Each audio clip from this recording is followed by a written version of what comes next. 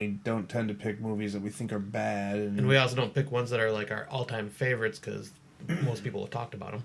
Yeah, I've only got like 2 movies over a 9, I think. I have 1 10 so far. A couple 8s. Mostly 7, 7.5, whatever. I'm giving away our tricks right now. So. All right, that was Vamp. It was worth the watch. It's good. And on to our next film.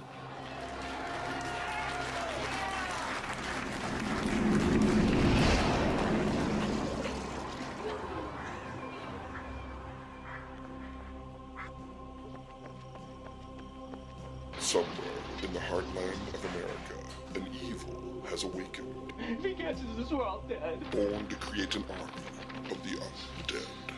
Hey! Unless it is stopped, Nobody is going to hurt you. it will take our towns. You're wrong. It will consume our cities. We're already dead. It will rule the earth. No one will be safe. No soul will be spared. There will be no escape. Ready to die before they eat you alive. Leaf Yonkers, Darkness, the Vampire Virgin. So, Darkness is like, it was 2 different movies. There's Darkness and there's Darkness the Vampire Version, and Oh, I didn't know that. yeah, the vampire version is like the better, and I mean it's the same movie. I don't know. Just watch the vampire version.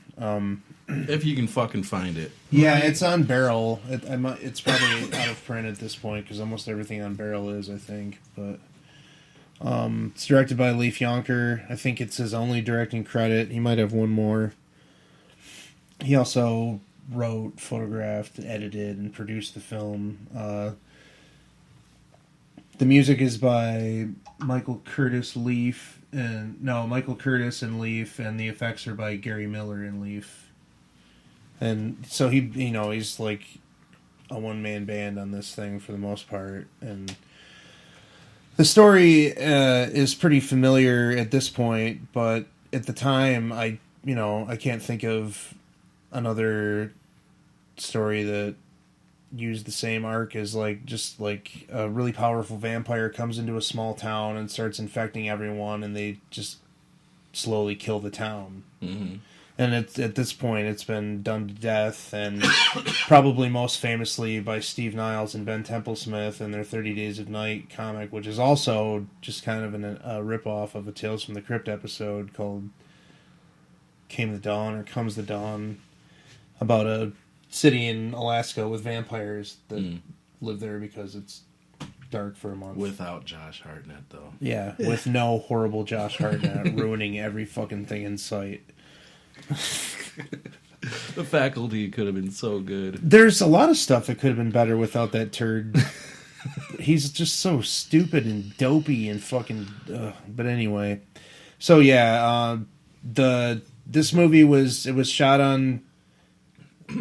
was it? I don't know if it was shot on video or if it was... I think it was shot on... It's got the look. I think it was shot on 16mm or 8mm or something. Maybe Super 8. But it's part of the whole, independent, low-budget 80s stuff like fucking Deadly Spawn and The Dead Next Door. Truth or Dare. Sure. if we have to. Mention that again. But Dead Next Door. Yeah, it's really reminiscent of The Dead Next Door in terms of feel and effects and the look of it. But it just focuses on people trying to survive in this town, and it starts off with a pretty intense scene. This dude runs into a gas station saying that somebody's coming, and the dude shows up. He looks a lot like Kiefer Sutherland in Lost Boys. He kind of does, actually. Yeah. He's got a platinum blonde mullet and a black overcoat with the sleeves rolled up and stuff, and he rips a girl's throat out outside, and there's this giant bloodbath in the gas station. Everybody gets dead. And one of the cool things about the movie is that it keeps showing you X number of minutes till sunrise or whatever, and the kid watches his mom and sister fry in the sun because they've been turned by vampires or whatever. That was a pretty cool scene. And there's a lot to it that's kind of, I don't know, I can't really think of vampire films before it that do things like this. Like the kid goes to like the house that's full of vampires and like clears it, like a la John Carpenter's Vampires. They're obviously hunting vampires was a thing before that, but it was Van Helsing going to the crypt at night to drive a stake through someone's heart. It wasn't like some dude that was all armed up going to the modern urban vampires like day lair and kicking the door in and killing a bunch of them. Mm-hmm. So it's kind of, I don't know, like maybe there are films that did that before. The Frog Brothers and Lost Boys. The cave scene, bro. Shut your butt. Frog Brothers. But somebody in that scene is wearing an Iron Maiden shirt. That's pretty cool. No, it's not.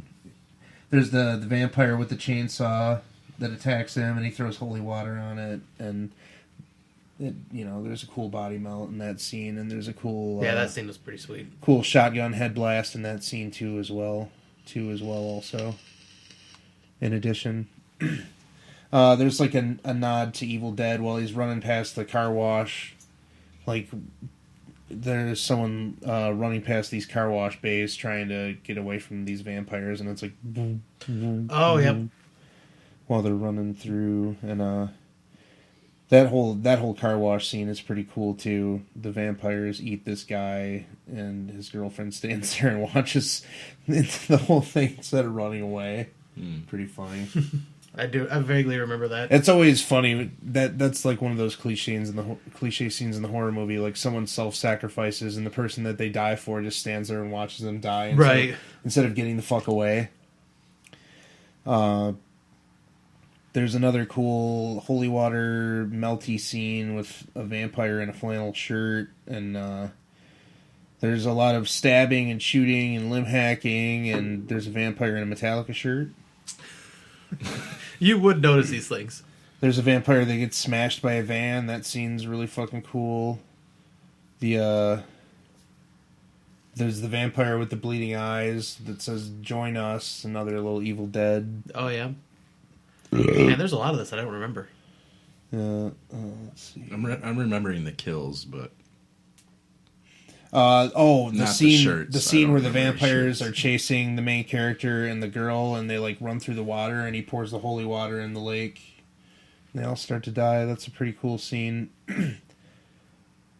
And then like the big scene is like the sunrise scene. Yeah, I do remember that one where quite a like bit. there's just tons of exploding heads and body melts, and the Jody character when he starts like ripping his own guts out and explodes. And which the question I had about like the part I didn't get about that is why would they continue to chase, like when you see the sun coming up, like they're still like continuing to give chase. Like wouldn't they go run and hide somewhere to take shelter? Maybe they're dumb vampires. Maybe they're zombie vampires. Yeah, this is Kansas.